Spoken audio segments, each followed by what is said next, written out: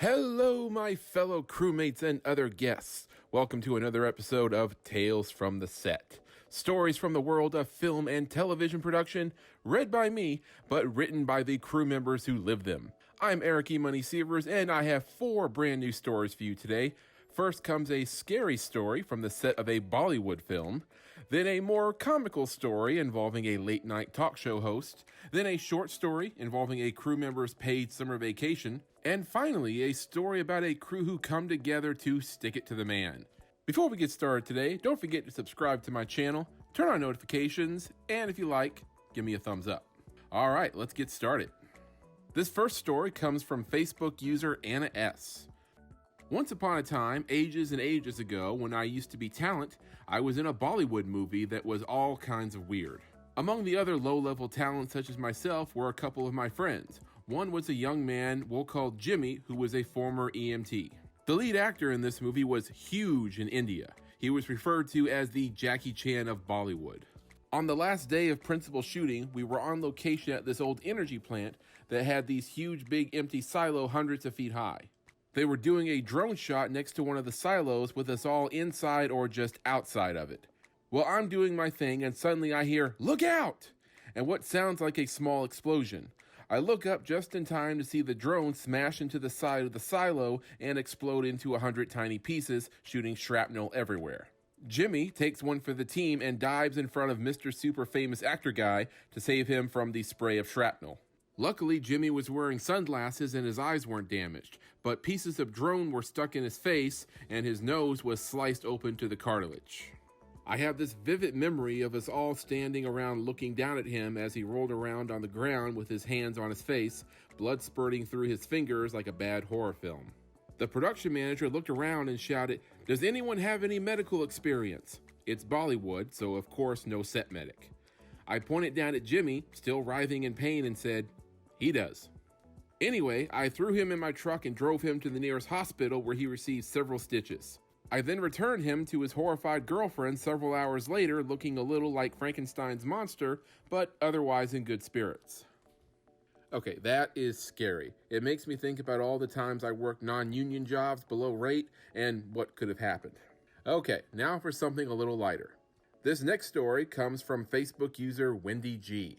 I was working on Late Night with David Letterman, and some segment producer thinks it would be funny to fill the reflecting pool behind his LA set with Jell-O.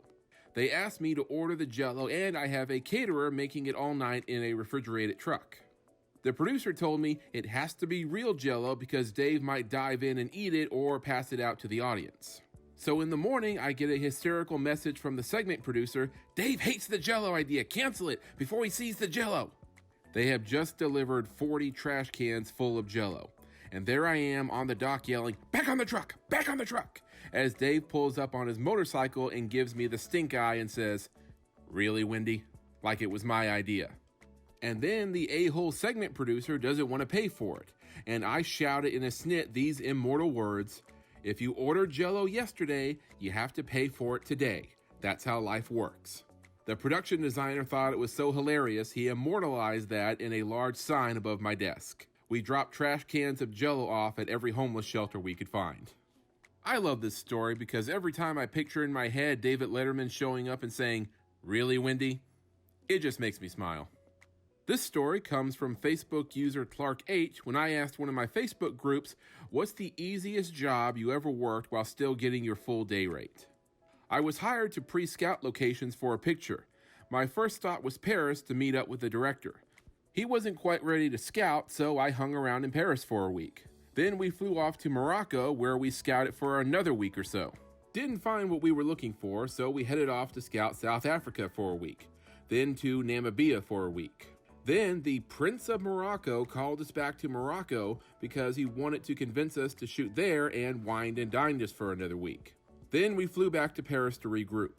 From there back to LA, and the day after getting back, they pulled the plug on the picture. No worries, because I got a call that same day for a different movie that's main location was a 5-star hotel on the Pacific coast of Mexico. So off I go, and for the next 3 weeks, I was driving down the coast, staying in and scouting every 5-star hotel. We found the perfect one, so I came back to LA and they pulled the plug on that one too. It was a great paid summer vacation though. Okay, hearing this story makes me feel like I should change direction in my career path. Why should I try to work my way up to director when I can just become a location scout? Alright, so this last story comes from Facebook user Nick S. 2011, I was a driver PA on a reality show produced by CBS Networks. We had our own transportation department. Despite being non-union, we had a very solid team of cube truck and van drivers. We had all come off a much bigger show with dozens of trucks and vans, so this job was pretty fun to be on. Kind of a mini reunion. After about a month, we still hadn't seen a single paycheck and were told that it would take 6 weeks to see our first check. On top of that, we had learned that production was crossing out hours on our time cards and giving us flat days, even though our rate was $150 for 12 hours and we were regularly working 15-hour days. Our department was frustrated, to say the least. And it didn't help that our transpo coordinator was a coward who promised us overtime and put his head down when production told him no after we had put in the hours. One day I was told from my transpo coordinator specifically to stay in my truck and fire watch equipment on a block that didn't allow us to park, so we had to stay with our vehicles and avoid tickets and such. He told me not to go anywhere and that we are transpo, not production. We were hired specifically not to be set or office PAs, but truck drivers. At one point during my watch, the production coordinator was walking by and asked me to help set up Crafty and help out on set. I told her to ask my boss because I was a truck driver and was told to stay put. She got an attitude with me and said she was her supervisor, so I barked something back like, "Look, someone in production is crossing out my overtime, so why should I work for free helping a different department when I'm supposed to do what I'm told from my boss? I'm not crossing departments." She took offense to it, so on my way home, my coward boss called me and told me I was fired. He didn't stand up for me. I was at an early point in my career, so I needed the money and didn't have many contacts. I called the production manager to explain what was going on and brought up the overtime, and she said my boss wasn't allowed to let us work past 12 hours and blah blah blah. Just a bunch of BS. Apparently we had to suffer for his inadequacy. Anyway, the next morning my entire department found out they fired the kid. Already frustrated, my team huddled up and discussed what their next move was.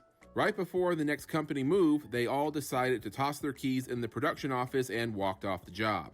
15 vehicles left parked on the street, leaving office PAs and other random staff to drive the vehicles. We heard there were fender benders along the way and lost time, which probably cost the production a bunch of money. That day, one of the older drivers felt for me and immediately tossed me so much work. Those drivers took me under their wing and finally I was making some contacts. It really was a turning point in my career, and I wouldn't be where I am today if we didn't all stand up for ourselves. Some of those drivers on that show ended up being some of my best friends to this day, and I even have gone to some of their weddings. Never did get my overtime from CBS, but don't regret a damn thing. Okay, I wish I had some of that camaraderie among the crew on at least one of the productions I worked on. And that will do it for this episode of Tales from the Set. Remember, if you have your own tale from the set, share it here in the comments or post it on Reddit, and I may just find it and use it in a future episode. Hope you guys enjoyed, and have a great day.